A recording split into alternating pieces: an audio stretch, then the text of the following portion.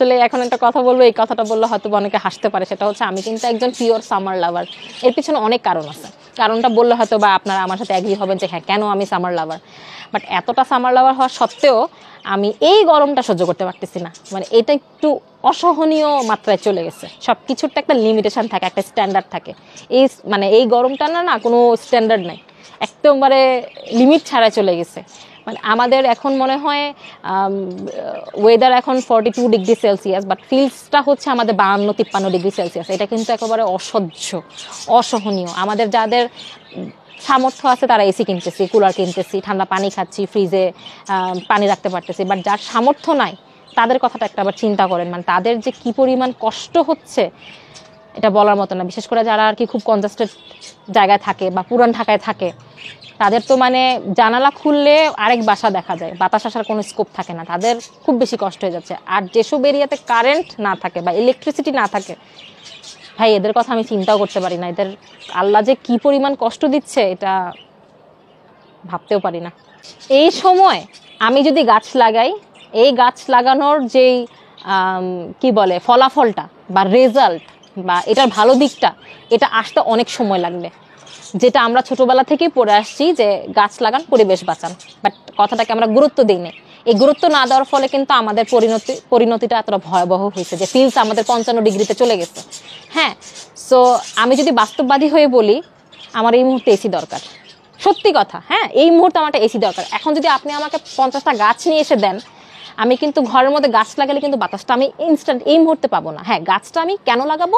ভবিষ্যতের জন্য, আগাম প্রজন্মের জন্য, আমার ছেলের জন্য, আমার বাচ্চার জন্য, তাদের বাচ্চার জন্য। বাট আপনি যদি আমাকে ইনস্ট্যান্ট এই মুহূর্তে কিছু একটা অফার করেন, আমি বলবো ভাই মাফ ও চাই, দোয়া হচ্ছে অনেক গরম, আমার একটা এসি দাও। ভাইয়া জীবনে না এমন একটা সময় আসে প্রত্যেকের জীবনে যে কিছু কিছু উচ্চ বিলাসিতা নির্সে পরিণত হয়ে যায়। যেমন মানে ভালো একটা মনে করেন যে 1300 সিসির একটা গাড়ি, এটা কিন্তু একটা সময় একটা মানুষের নিডসে চলে আসে, মানে প্রাইমারি যে নিডসগুলো থাকে, বেসিক নিডসে চলে আসে। হ্যাঁ, ওটা কিন্তু আর লাক্সারি নিডসে থাকে না। তো এক একজনের অ্যাবিলিটি এক এক রকম, এক একজনের ডিমান্ডটা এক এক রকম। যেমন আমার কাছে এখন টাকা নাই, বাট আমি টাকা পয়সা কোনো মতে জোগাড় করে একটা এসি কিনে আমার রুমে লাগালাম, রুমের মধ্যে আমরা 10 জন একসাথে থাকলাম। এটাকে কেউ যদি উচ্চ বিলাসিতা বলে তাহলে কিন্তু ভুল হবে বিষয়টা। এটা কিন্তু তাদের নিডসের মধ্যেই পড়ে গেছে, কোনো মতে সেটা জোগাড় করছে।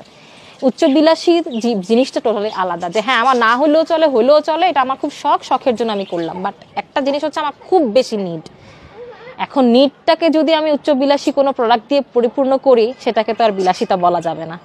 আর গরিব মানুষ যারা আছে তাদের তো আসলে এসির কথা চিন্তাই করতে পারে। তাদের ম্যাক্সিমাম মানুষদের পাশে ইলেকট্রিসিটি নেই, তারা ফ্যান লাগাবে কি আর মানে এসি লাগাবে, তারা তো চিন্তাই করতে পারে না এই জিনিসটা। বলি সেটা হচ্ছে গাছ না লাগানোটা যেমন একটা মেইন রিজন, আরেকটা রিজন হচ্ছে গাছ কেটে ফেলাটা। আমরা উন্নয়ন দেশ করতে যে বা অনেক বেশি ডিজিটাল বাংলাদেশ করতে যে আমরা কিন্তু জায়গায় জায়গায় গাছ কাটতেছি। এটা তো কোনো ডিজিটালাইজেশন হইতে পারে না, তাই না? হ্যাঁ ঠিক আছে, আমি রাস্তাঘাট করব বা আমি অনেক বড় বড় প্রকল্প বানাবো, বাট গাছের জায়গায় গাছ থাকবে। গাছটাকে রেখে কিভাবে আমি একটা প্রকল্প তৈরি করতে পারি বা একটা কাজ আমি শেষ করতে পারি, এটা হচ্ছে অ্যাকচুয়াল চ্যালেঞ্জ। আমি এখানে একটা কিছু করব, কেটে ফেললাম গাছ, এটা তো একটা প্রাকৃতিক সম্পদ, এটা আমি কেটে ফেললাম, এটা তো আমার জন্য ক্ষতিই হলো। তাহলে ক্ষতি করে যেই ডিজিটালাইজেশনের পথে আমরা যাচ্ছি, সেটার আলটিমেট রেজাল্টটা তো কখনো ভালো হবে না। এই যে আমার ছাদের মধ্যে এত গাছ আমি লাগাইছি, এখন আমি যদি এখানে আরেক তালা বাড়ি করি, আমি কি গাছগুলাকে সব মেরে ফেলবো?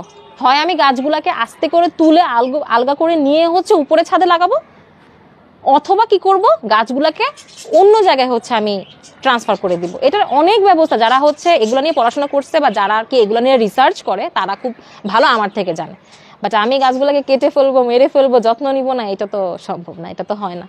যেমন আমার একজন এটা মনে হয় আমার হাজবেন্ডই বলছিল এই কথাটা, যে সে যদি কখনো এরকম ক্ষমতাধর কোনো ব্যক্তি হয়, তাহলে সবার আগে সে যেটা কাজটা করবে সেটা হচ্ছে বাধ্যতামূলক করবে যে প্রত্যেকের বাড়ির উপরে ছাদ বাগান করতে হবে। এটা একেবারে বাধ্যতামূলক। এক্ষেত্রে ওই কি যেন ট্যাক্স না কি যেন বাড়ির কি খাজনা সামথিং, এইটা আর কি অর্ধেক মওকুফ করে দেবে, এরকম একটা তার ইচ্ছা আছে। যে এরকম হলে খুব ভালো হইতো, যে সবাই বাধ্য হয়ে গাছ লাগাইতো।